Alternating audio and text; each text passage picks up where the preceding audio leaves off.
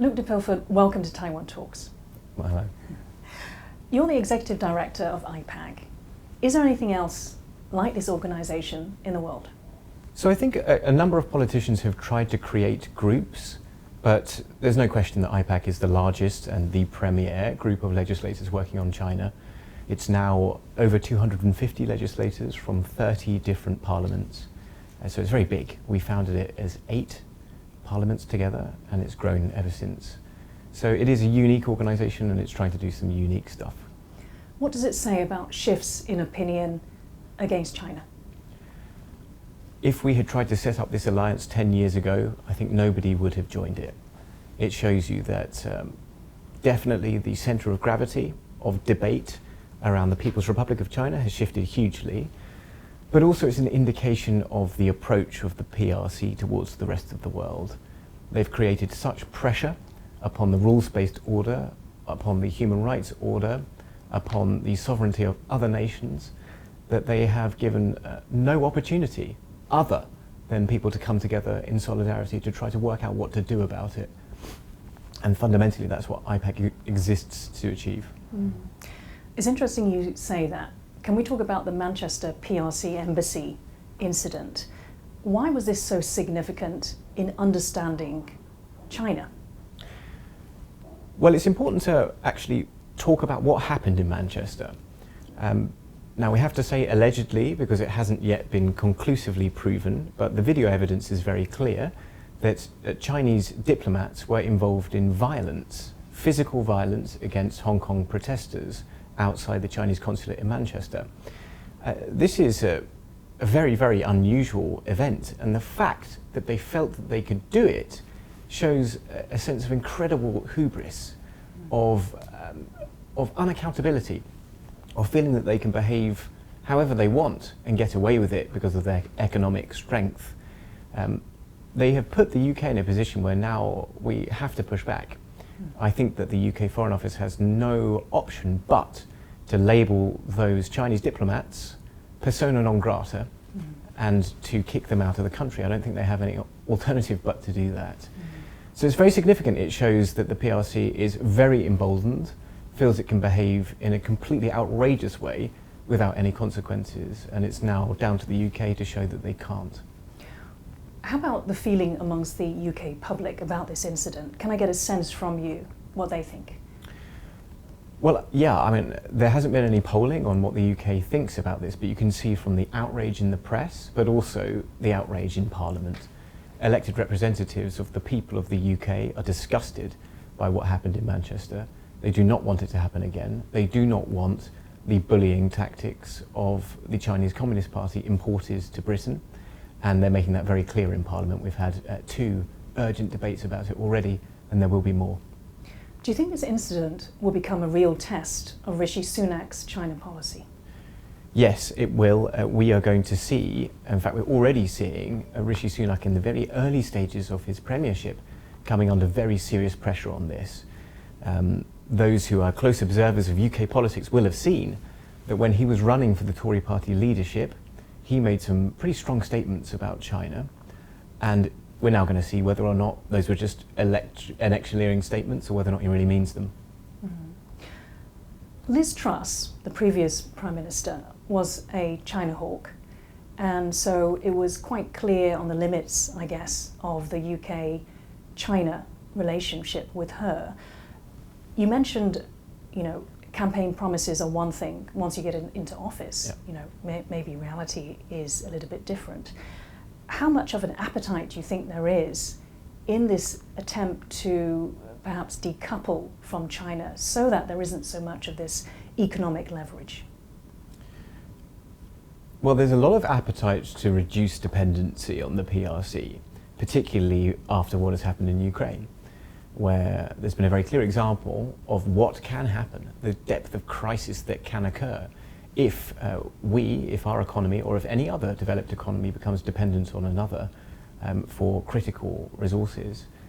Now that's the situation that we were in when it came to energy with Russia, and it's the situation that we're in with so many different industries with regard to China. So there's a strong appetite, I think, both within government and within Parliament in the UK to reduce dependency on the PRC. There's no question about that. I think the issue here is more difficult, though.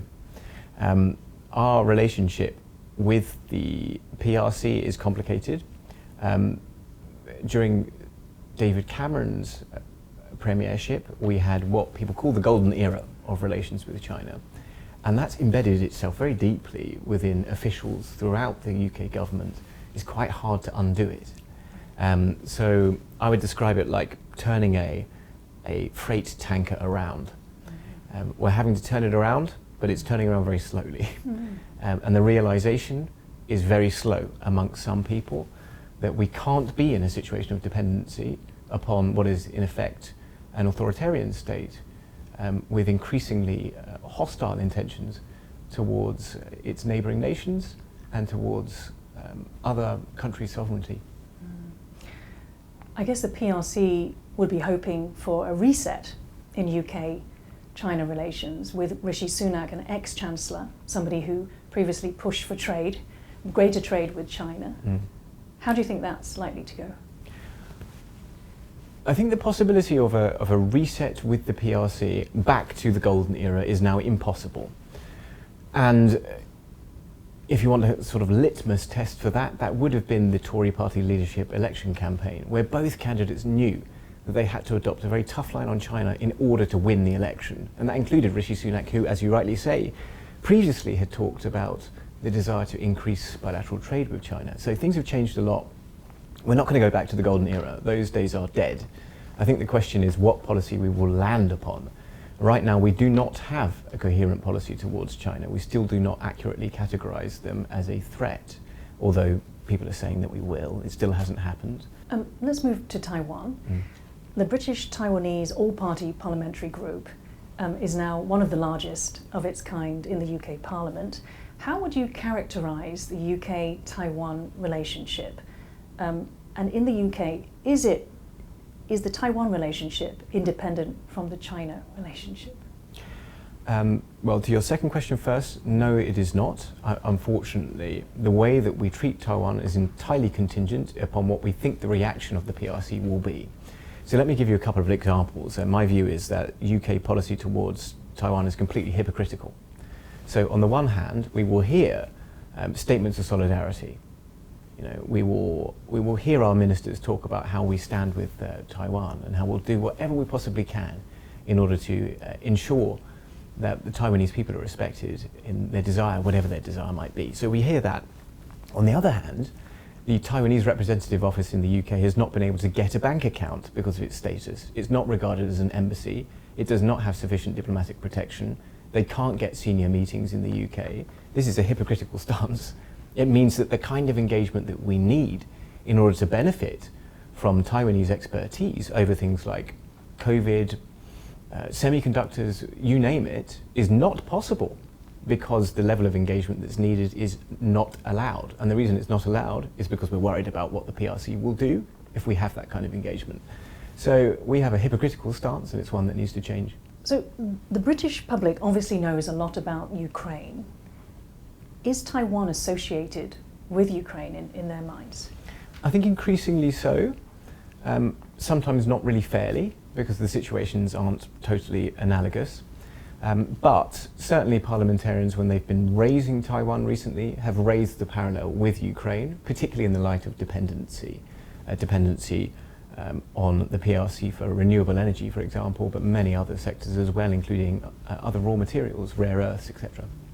So there is a real acknowledgement that that dependency renders us incapable or less likely to stand up for Taiwan if and when there is a very poor decision on the PRC's, from the PRC's perspective to do something with Taiwan that we hope they will never do. So we have a lack of preparedness around that eventuality. So what needs to be done to change this? The UK needs to develop a comprehensive China policy. Now, IPAC agreed a communique in Washington, DC, which sets out what I think is quite a comprehensive plan around Taiwan. IPAC is a group of backbench legislators, but what it's seeking to do is shift government policy in lots of different legislatures by pushing for certain things. And those things will be increased bilateral trade with Taiwan. We think that the more we are integrated with the Taiwanese economy, the more likely it is that democratic nations that have those relations are going to feel that they want to try to stand with Taiwan in the event of something happening with the PRC. That's one thing. Another thing is calling for increased participation of Taiwan on so many of these international bodies from which they're excluded, under pressure from the PRC.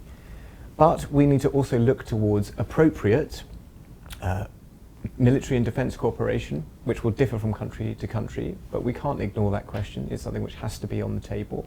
Every country will take a different approach, and the IPAC communique calls for that too. I've been impressed with Alicia Kearns and her detailed knowledge of Taiwan's situation, down to the fragility of China's claim over Taiwan. Yep. Amongst the UK media and public, how much do you think that they do understand Taiwan's issues and predicament? Well, I think you're right about Alicia Kearns. I think she does have a very detailed grasp, and it's great that she's the chair of the Foreign Affairs Committee, because I know that she will stand with Taiwan and push that agenda forward. There is a huge amount of ignorance over the history of Taiwan's development and its relationship to the PRC. People do not know. And the difficulty that we have, when I say we, I mean people who are trying to campaign on behalf of Taiwan, is that the moment that things become a complicated territorial dispute, we lose. So had the debate around Uyghurs not been about human rights, but been about territory, if it had been about East Turkestan, we would have lost. Because this is too complicated for foreign politicians to grasp, and they don't want to take a side around things like that. That's made more complicated by the presence of one China policies, one China principles, whatever. It's much better to talk about some of the things that we can all agree upon. And we can all agree upon self-determination. I think we can all agree upon the will of the Taiwanese people, and we can all agree on non-negotiable principles of human rights. Those are the things that we should be pushing for absolutely uncompromisingly. I do not think that we can predicate our campaigns upon a deeper knowledge and understanding of Taiwan, because I don't think that we're going to reach that level. That's not to say that we shouldn't try. There's a lot of awareness raising that needs to be done over the history and development of the relationship. But we are not there. We're a long way from that. We've got a lot of work to do before we're in a position where the UK press understands that the claims coming out of Beijing around Taiwan are not true. But that's going to take a lot of work. In the meantime, we can focus on things that are unanswerable around self-determination, around the will of the people here, and around human rights. So that's what we're going to do. Do you think there's anything more that Taiwan itself can do in terms of these big issues, maybe in terms of raising its voice, awareness in the UK? Well, yes, and the awareness raising onus needs to be, and I think all Taiwanese people, to use whatever means that they have to try to tell people in whatever environment they operate about the history and development of their country and the politics in this region. But I would say something perhaps a bit controversially. I think that the Ministry of Foreign Affairs could be much more assertive. It accepts treatment which is not appropriate in other countries, and in fact it could just say what it needs. It could say, here's what Taiwan wants and needs. Here's what we think you, countries like the UK, could be doing in order to protect and to de-escalate the possibility of future conflict. It doesn't do that very much, and it doesn't do that, I think, because it tends to take a far more conciliatory approach to diplomacy, which is nice. I mean, everybody loves the Taiwanese representative offices, but I think that those days have gone. I think we need an assertive and very declarative policy from the Ministry of Foreign Affairs in all of these representative offices. Luke de Pulford, thank you for joining Taiwan Talks today. Thank you for having me.